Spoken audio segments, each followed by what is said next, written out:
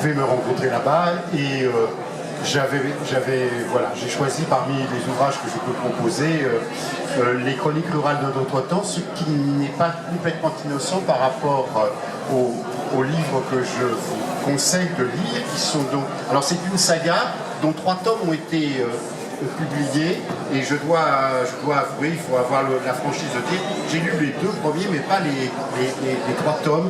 Je suis en attente de lecture du 3e tome. Alors en plus, j'ai choisi Olivier Cogent, bien sûr par coup de cœur, et aussi parce que c'est quand même redoutable comme exercice, présenter un auteur, comme j'en connais beaucoup qui sont autour de nous là. Je me suis dit, évidemment, les autres vont être fâchés que je ne choisisse pas. Donc j'ai pris un critère absolument inattaquable. Je connais depuis plus longtemps que les autres Olivier Cogent. Donc voilà, il a eu le droit d'aînesse. De quoi s'agit-il dans le pays où vont mourir les rêves? Prenez un lieu eurélien d'ailleurs, puisque ça se trouve du côté de Dreux, un petit village, Saulnières, où il y avait un peu d'usine, autant où il y avait un peu d'industrie en Eure-et-Loire. C'est campé, c'est le décor, ce village est habité. Les familles qui habitent ce village sont diverses naturellement, c'est-à-dire que puisqu'il y a une usine, il a un peu grossi l'importance de l'usine d'ailleurs. Il n'a jamais eu l'importance quasi internationale qu'il devrait être.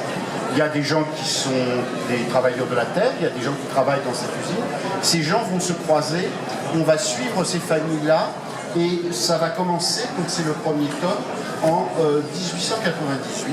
On va les accompagner jusqu'à 1914. Je n'aurai pas la délicatesse de vous dire pourquoi 1914, comme date charnière, et on va basculer évidemment dans la guerre, dans le 2e tome, qui va couvrir la totalité de la guerre.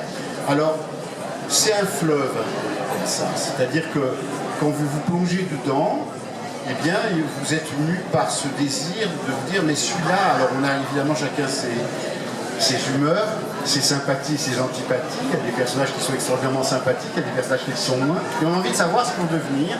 Et c'est un très beau moteur de poursuite. C'est d'ailleurs, je vous dis, j'ai pas lu le 3e tome qui vient de paraître. Je vais le lire pour savoir ce que sont devenus ces personnages. D'autant que dans le 2e tome, j'étais très très embêté parce qu'il y a un des personnages qui est victime d'un accident et c'est vraiment le personnage que je trouvais le plus sympathique, et je me suis dit, je ne vais pas avoir envie de lire au 3e tome, parce que et par bonheur, j'ai appris dès le début du 3e tome, c'est dans la 4e de couvre, il a miraculeusement échappé à l'accident, et donc je vais pouvoir le retrouver. Voilà, on avait droit à 2 minutes, je crois que... C'est très bien. Voilà, je laisse la parole à mes voisins. Anne. Merci. Moi, j'ai choisi Christophe Aubert, Le Silence. C'est pas un roman.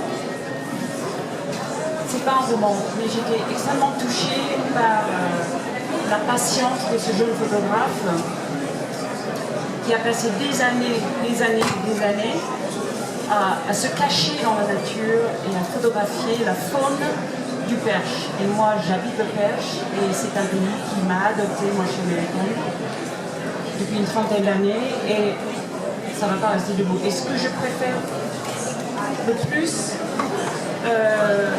il y avait deux phrases qui m'ont touchée personnellement. Dans le silence, on n'entend plus que l'essentiel. Et moi, le silence pour moi c'est très important. Et la deuxième phrase, c'est pour comprendre la nature, il faut l'aimer. C'est toute ma vie, c'est la nature autour du Perche, autour de ma vieille maison, les animaux, le silence. Je suis très antisociale, j'aime pas trop le monde. Et donc je suis très touchée par ça. Et les photos sont absolument splendides. Chaque photo, ça parle de l'intelligence, de la sensibilité des animaux, que ce soit un oiseau ou une araignée, ou un chevreuil ou un renard. Pour moi, tous les animaux ont une âme et il faut les protéger et il faut les aimer. Voilà. Est-ce que vous pouvez présenter un de vos ouvrages, histoire de ce... Un de mes ouvrages à moi. Voilà. Oui, alors, mon dernier, c'est justement Alexis Baby. C'est un suspense qui se passe dans le Perche. Et c'est un suspense justement qui est ficelé autour des animaux, de des animaux domestiques, de la nature, mais il y a un rythme. Allez. Bonjour, je m'appelle Christophe Ferret, j'ai publié un ouvrage à Pollard qui se déroule dans la cathédrale de Chartres, qui s'appelle La Révélation de Chartres, mais je suis ici surtout pour vous parler d'un livre extraordinaire que j'ai lu plusieurs fois, L'homme qui fuyait le Nobel, de Patrick Tudoret, qui a d'ailleurs obtenu le prix des grands espaces en 2016, un prix qui lui a été remis à l'unanimité dès le premier tour. Je l'ai su récemment. Alors de quoi parle ce livre? Eh bien, comme son nom l'indique, il s'agit d'un écrivain qui a obtenu le prix Nobel et qui n'en veut pas. Parce qu'il refuse les honneurs, parce qu'il est misanthrope, parce qu'il aime la nature, il aime les grands espaces, et il décide de partir, de tout laisser tomber, et de marcher vers Saint-Jacques-de-Compostelle. Alors c'est la première histoire, et dans cette histoire il y en a une autre.